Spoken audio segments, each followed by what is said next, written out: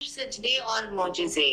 कभी कभार ऐसा जब हम मांगने के जाए नमाज पर अल्लाह से माने भी होता है के लिए बैठते हैं तो ना आंखों से आंसू निकल पाते हैं और ना ही जबान से कोई भी दुआ लफ्जों की शक्ल में कही जाती है।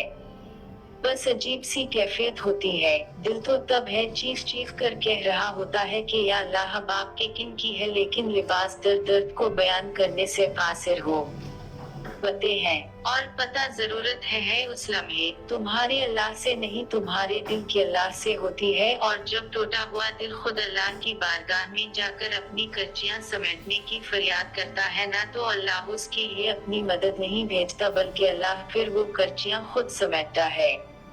अल्लाह तब वसीले नहीं बनाता उसके लिए बल्कि अल्लाह खुद इसका वसीला बन जाता है।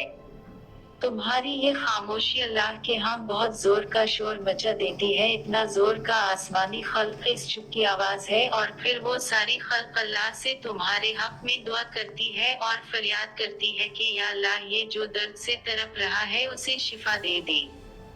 इसके लेकिन फरमा आवाज से चुप कुत्ती दे।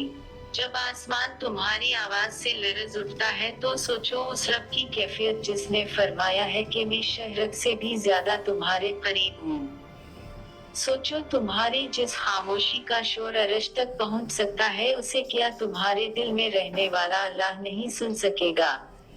वो सब सुनता है, वो सब जानता है, तब भी तुम कहते नहीं वो धड़कन है और वो धड़कनों की ही के दिल फिर। और तब भी जब रही ही सुनता से जी उठते हैं, धड़कने आंखें शक्कर से है, फिर ऐसे फिर से ये बहाल हो से भर जाती हैं। फिर कर्चियां भी सिमट तुम कहना नहीं चाहते, मोजिज़े करता जाती हैं और वीरान जाती हैं और शिफा भी मिल जाती है। कहा